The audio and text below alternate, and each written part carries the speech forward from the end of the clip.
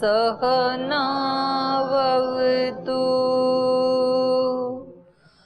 सहनौ भुनक्तु सह वीर्यं करवावहै तेजस्विनावधीतमस्तु मा विद्विषावहै।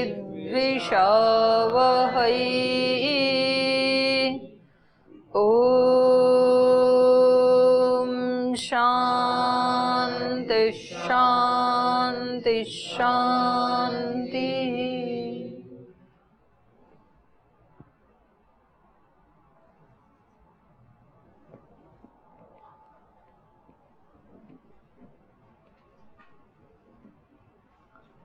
दैवी संपद 16वां अध्याय अध्ययन कर रहे थे। अभयम सत्व संशुद्धिर ज्ञान योग व्यवस्थिति दानम दमश्च यज्ञश्च स्वाध्यायः तप आर्जवम। सत्व संशुद्धि के बारे में कल क्या बताया था? सत्व की अशुद्धि किससे हो जाती है जी? हाँ, आहार से हो जाती है। और शुद्धि किससे होती है? आहार शुद्धौ। और अशुद्धि के और कौन से बताए थे कल? 3 कारण, 3 स्वरूप। और क्या बताए थे? मल विक्षेप आवरण। मल क्या होते हैं? नकारात्मक अशुभ विचार आना, बुरे विचार आना। और विक्षेप क्या होता है? अस्थिरता, चित्त की अस्थिरता। और आवरण क्या होता है? अज्ञान या मिथ्या ज्ञान। तो मल को हटाने का उपाय क्या है? सेवा। मल का मल को हटाने का उपाय है सेवा। अगर चित्त से नेगेटिव चीजें हटानी है, नकारात्मक भाव, नकारात्मक विचार, ये सब हटाने हैं तो क्या करें? सेवा करें। सेवा करते रहेंगे तो ये चले जाएंगे अपने आप। और विक्षेप को हटाना है तो क्या करें? उपासना में बैठना शुरू करें तो स्थिरता आनी शुरू हो जाएगी। शरीर के स्थिर होने से मन भी स्थिर होने लगता है। शरीर के और प्राण के स्थिर होने से चले वाते चलम चित्तम निश्चले निश्चलम भवेत। तो शरीर के और मन के अनंत समापत्तिभ्याम क्या है सूत्र? प्रयत्न शैथिल्य अनंत समापत्तिभ्याम। प्रयत्न की शिथिलता और अनंत में समापत्ति करना। अनंत मतलब ईश्वर में समापत्ति करें तो क्या सिद्ध हो जाता है फिर? आसन। आसन में यदि सिद्ध होकर के बैठना है तो पहले शरीर के प्रयत्न को शिथिल कर दें, जैसे अभी किया आपने। और उसके बाद अनंत के साथ समापत्ति। समापत्ति किसको कहते हैं? समापत्ति मतलब क्या? योग दर्शन पढ़ा है ना आपने, तो समापत्ति किसको कहते हैं? तत्स्थ तदंजनता समापत्ति। समापत्ति क्या होती है? तत्स्थ तदंजनता, तदाकार होना।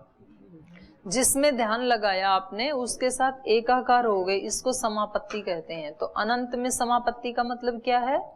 अनंत के साथ एकाकार हो गए हम, उसको समापत्ति कहते हैं।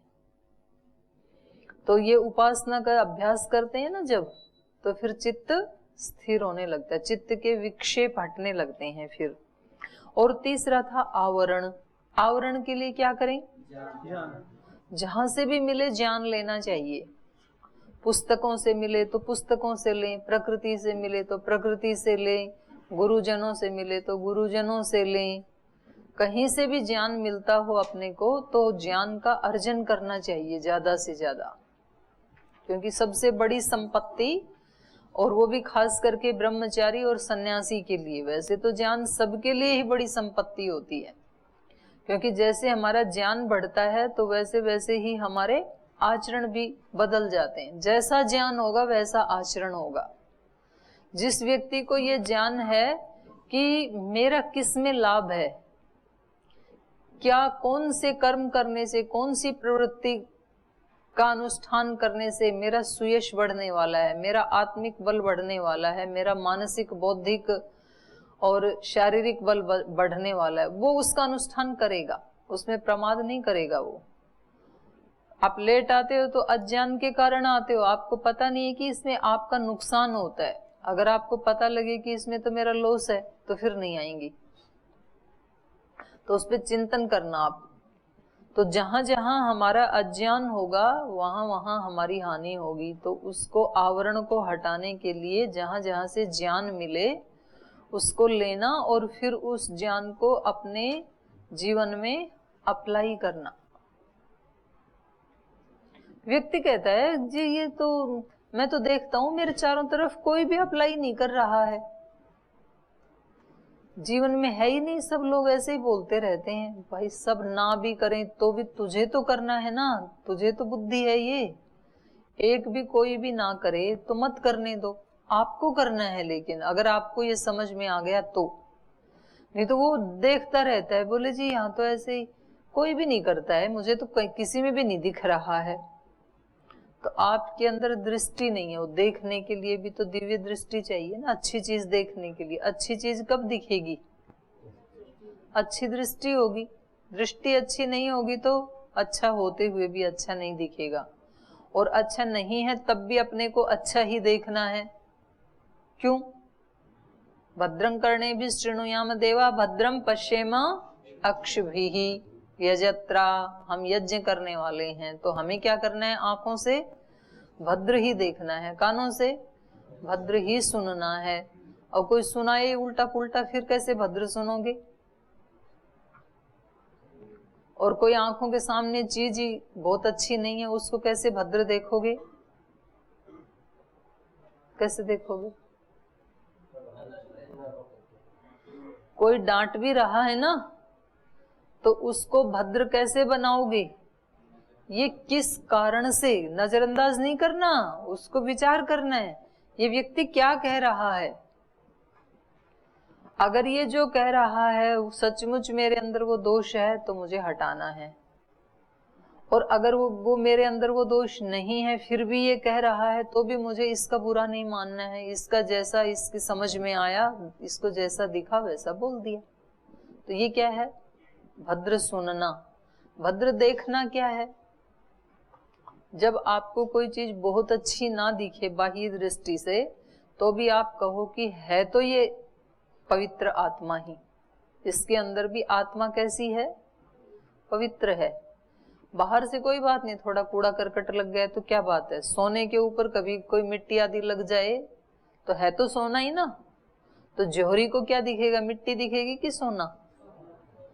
तो साधक को बाह्य दृष्टि से कुछ ठीक ना हो तो भी उसको अच्छा ही वो ढूंढ लेता है। उसमें अच्छा देखना है तो पक्षी से सीखें। पक्षी कचरे के ढेर में जाकर के वहां से दाना दाना निकाल के ले आते हैं, कचरा नहीं लेते हैं। तो ये क्या है? भद्र देखना, अच्छा देखना। तो ऐसे सत्व की शुद्धि करने के लिए ये साधक अपने चित्त को शुद्ध करता रहता है। दैवी संपत्ति है ये। एक तो लौकिक संपत्ति है, तो लौकिक संपत्ति को बढ़ाने के लिए लोग कैसे लालायित रहते हैं? वो बातचीत करते रहते हैं दिन में, भाई कौन सी साइड बिजनेस करूं, आपका क्या चल रहा है, उसको पता लगे। दूसरा मित्र कहता है कि आप ये कर लो, इससे प्रॉफिट होगा। तो बोले इसके लिए फिर मुझे और 1 घंटा निकालना पड़ेगा। कोई बात नहीं, और 1 घंटा जल्दी उठेंगे तो कल से हम भी आपके साथ ये बिजनेस करेंगे। दिन भर उसको जहां जहां से कहीं भी संपत्ति बढ़ने का सोर्स मिले उसके साथ वो संबंध स्थापित करता है, उसको बढ़ाने की कोशिश करता है, प्रयत्न करता है व्यक्ति। तो उनकी तो लौकिक संपत्ति है, धन रुपए पैसे। आपकी संपत्ति क्या है? दैवी संपत्ति। ये जो चल रहा है ना दैवी संपदा, तो ये देवों के लिए है, जिनको दिव्य बनना है, देव बनना है।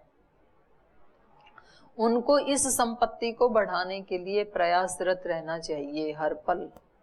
ऐसे ही बढ़ती है ये, छोटी छोटी क्रियाओं से बढ़ती है और छोटी छोटी क्रियाओं से घटती है, दोनों बातें।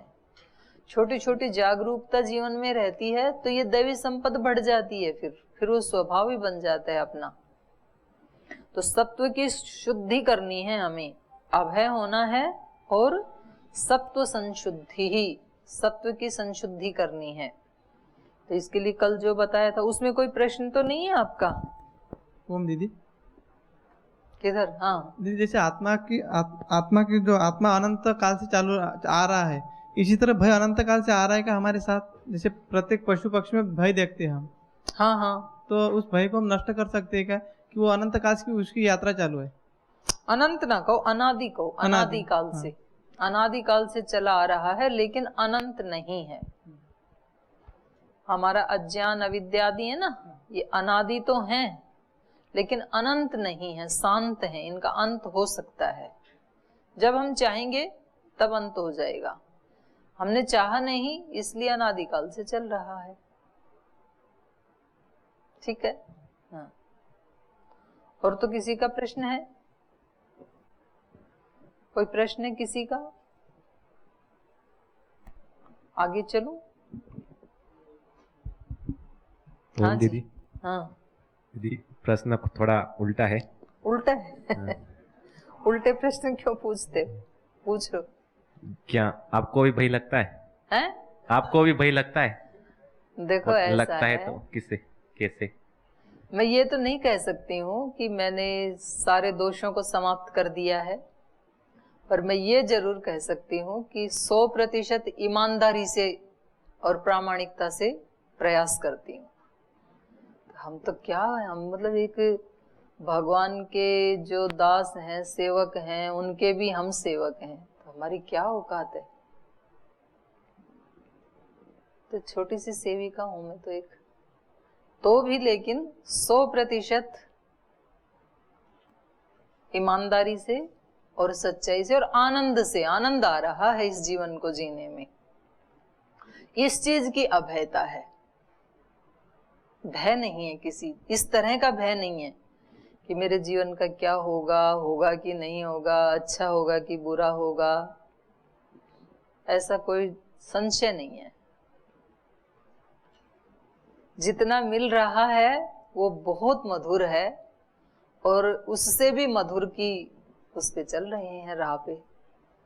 तो इसमें तो उल्टा तो नहीं है, लेकिन व्यक्तिगत है ये प्रश्न, आपका उल्टा नहीं है, व्यक्तिगत प्रश्न है ये। तो व्यक्तिगत प्रश्न व्यक्तिगत रूप से पूछा करें। हाँ, क्लास में व्यक्तिगत नहीं पूछे जाते। और इस विषय से संबंधित कोई प्रश्न है? चलो आगे, चलो। तो ये सत्व की संशुद्धि करने के लिए मैंने 2 उपाय बताए थे कल। एक आहार की शुद्धि और दूसरा मल विक्षेप आवरण को हटाने के लिए सेवा, उपासना और ज्ञान।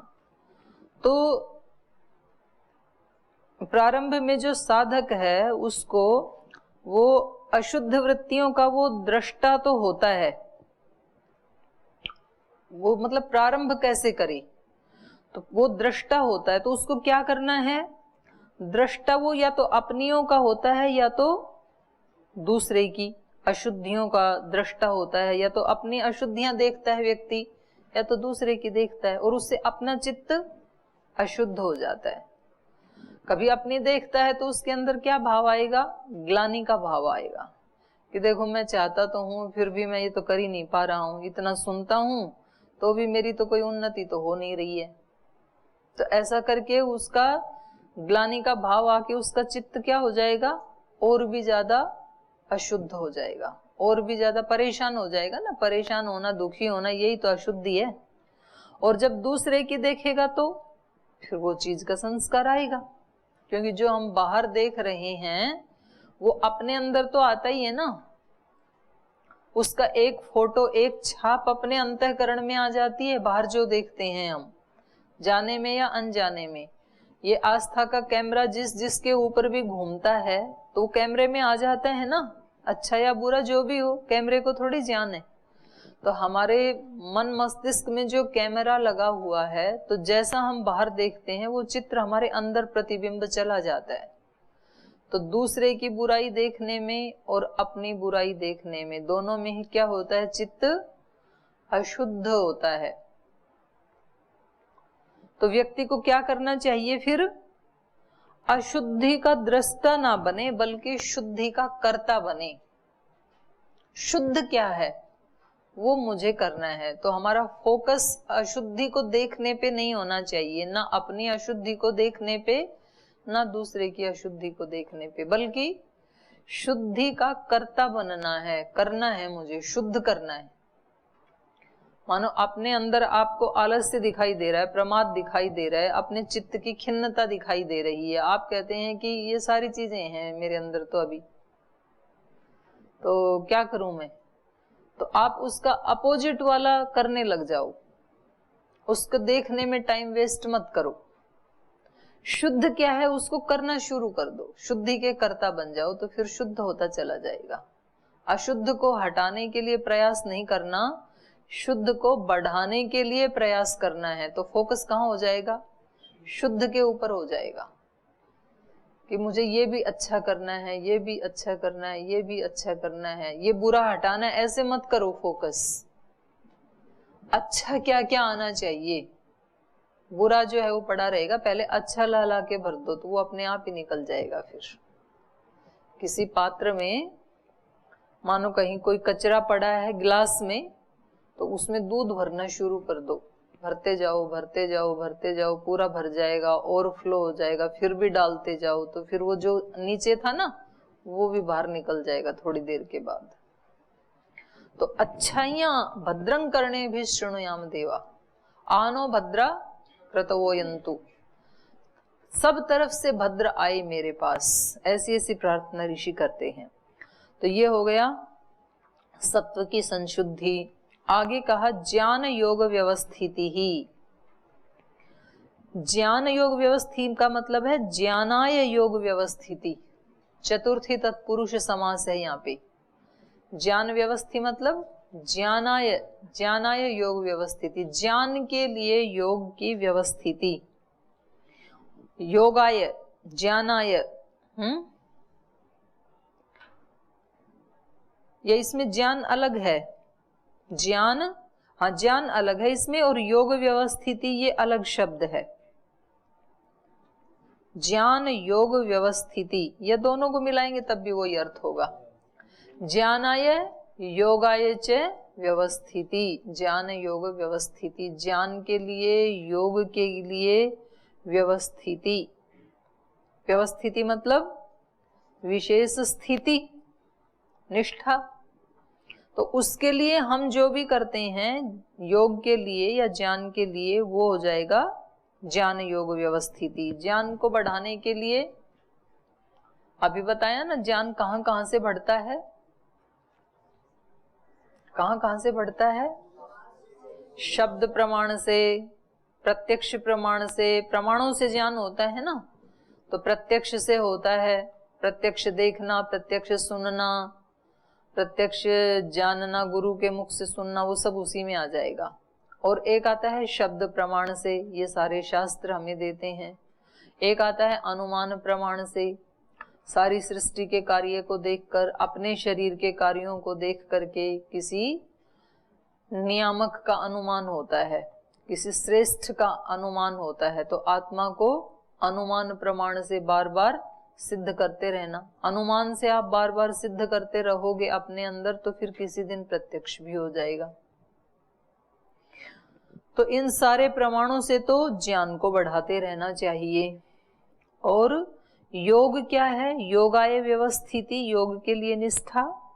योग किसको कहते हैं, आज तो शुरू में ही बताया। योग क्या है, चित्तवृत्ति निरोध है, ये योग दर्शन का योग है। और गीता का योग क्या है, कर्म सुकौशलम, और एक और है समत्वम योग उच्यते। तो दो योग की परिभाषाएं गीता ने की। तो कर्म सुकौशलम, कर्म में कुशलता। कर्म में कुशलता क्या होती है, कैसे कोई कर्म कुशल बनेगा। तो कल मैंने आपको 4-5 पॉइंट बताए थे, बताओ कोई कर्म कुशल कैसे बनेगा। आपको बताया था या किसी और को बताया था, आपको नहीं बताया। 4 तरह से हमारा कर्म कुशल बनता है। उसमें पहला है कर्म को आप कितने अच्छे तरीके से करते हैं, सुंदर से सुंदरतर, सुंदरतम। जैसे मान लो आपको कोई कंपटीशन में कोई काम करना हो, अलग अलग तरह के कंपटीशन होते हैं ना, चित्र बनाने का कंपटीशन, रंगोली डालने का कंपटीशन, दौड़ने का कंपटीशन, क्रिकेट का कंपटीशन, अलग अलग होते हैं। तो जब आपको किसी कंपटीशन में भाग लेना होता है तब उस काम को आप कैसा करते हैं, अपनी तरफ से श्रेष्ठतम करने की कोशिश करते हैं ताकि आपको अवार्ड मिले। ऐसे हर काम को श्रेष्ठतम करने की कोशिश करें। जैसे सफाई रोज ही करते हैं, आज की नहीं क्लास में, आज क्लास के बाद करके जाना, लेकिन सफाई रोज करते हैं और एक दिन किसी दिन आकर के महाराज जी कहें कि आज सफाई का कंपटीशन है, भाई कौन ब्रह्मचारी सबसे बढ़िया सफाई करता है, तो उस दिन सफाई कैसे करेंगे आप, अपनी तरफ से श्रेष्ठतम करेंगे, सबसे अच्छे से अच्छा। तो आप ये समझ लो कि ईश्वर हर समय हमारे को देख रहा है, जान रहा है, सुन रहा है, वो हमारे सारे कार्यों का साक्षी है। तो सारे कार्य कैसे करने हैं, श्रेष्ठतम। ये एक कुशलता का एक पैमाना हुआ। दूसरा है उसको कितना त्वरित गति से करते हैं, कितना जल्दी करते हैं।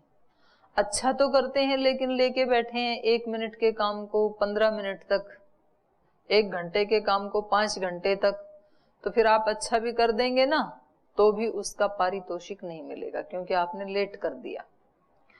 परीक्षा में आपको दिया जाता है 3 घंटे का टाइम, 3 घंटे में आपको श्रेष्ठतम लिखना है, जो आप जानते हो ना वो अच्छे से अच्छा लिखना है।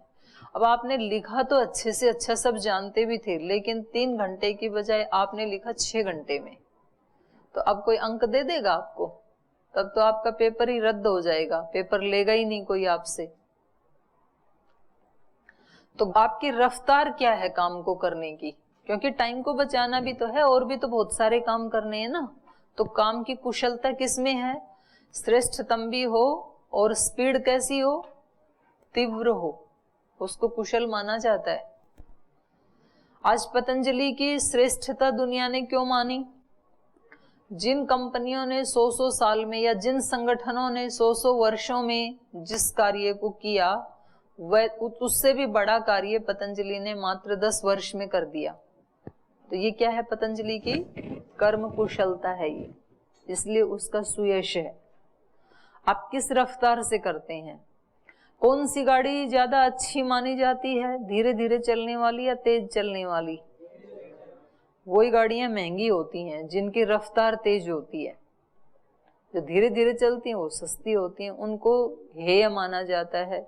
और जो बहुत फास्ट दौड़ती हैं, जिनकी रफ्तार तेज होती है, वो गाड़ियां महंगी होती हैं, उनको अच्छा माना जाता है। तो जिस व्यक्ति की काम करने की रफ्तार भी तेज हो और श्रेष्ठतम भी करे, ये है कर्म की कुशलता। तीसरा है उस काम को करने से परिणाम क्या आ रहा है, आउटपुट क्या है। आपने काम अच्छा भी किया, आपने काम जल्दी भी किया, लेकिन उससे ना आपके जीवन में कोई ज्यादा लाभ है, मतलब स्थायी लाभ है, और ना दूसरों के जीवन में लाभ है। जितना पतंजलि के पास टर्नओवर है, जितना आर्थिक सामर्थ्य है, उतनी आर्थिक सामर्थ्य किसी एक व्यक्ति के पास भी है जो बिजनेस करता है, लेकिन वो उसी पैसे से अपने बच्चों के लिए, बीबी के लिए बड़े बड़े गिफ्ट, एरोप्लेन जैसे गिफ्ट उनको देता है, कहीं जमीनें खरीदता अपने बच्चों के नाम पे। तो उससे उस व्यक्ति का भी आत्मिक विकास नहीं हो रहा है, और वो दूसरे लोगों के लिए तो कोई लाभदायी है ही नहीं, बल्कि उल्टा हानिकारक और है, क्योंकि उनके हिस्से का भी उन्होंने लेके रख लिया। और दूसरी तरफ पतंजलि जितना उसके पास आया उसमें अपने पास वाला भी जोड़ करके सेवा में लगाया, तो ये कुशलता होगी ना फिर उस व्यक्ति से ज्यादा। तो हम जो काम करते हैं उसका परिणाम क्या है, तो हम ऐसे काम चुने जिससे हमारे जीवन का भी सुयश हो, दूसरे लोगों को भी लाभ हो। उसी को यज्ञ कहते हैं, यज्ञ कर्म, यज्ञीय कर्म। तो हमारे सारे कर्म कैसी क्वालिटी के हों, कुछ उसमें आउटपुट आने वाले हों, प्रतिफल देने वाले हों। एक दाना जमीन में डाला और बदले में एक ही आया तो फायदा क्या हुआ? एक डाला तो सैकड़ों हजारों आने चाहिए ना, वो यज्ञ कर्म होगा। तो जितना हमने पुरुषार्थ किया उससे कई गुना ज्यादा लाभ हो, तो ऐसे प्रोडक्टिव काम करने चाहिए। महाराज जी इसको बहुत बार बोलते हैं ना, प्रोडक्टिव वर्क। नहीं तो अनप्रोडक्टिव वर्क में भी व्यक्ति मेहनत उतनी करता है लेकिन उसका परिणाम तो आया ही नहीं कुछ भी। तो काम की कुशलता की तीन पॉइंट हो गए। श्रेष्ठतम करना, तेज रफ्तार से करना, सुपरिणामी कार्य को करना, और चौथा है किस भाव से कर रहे हैं आप। सबसे महत्वपूर्ण, आप उस काम को भगवत सेवा समझ के कर रहे हैं, गुरु सेवा समझ के कर रहे हैं, राष्ट्र सेवा समझ के कर रहे हैं, अपने समाज की सेवा समझ करके कर रहे हैं, या अपने किसी स्वार्थ के वशीभूत होकर के कर रहे हैं। उसमें उसकी क्वालिटी छिपी हुई है।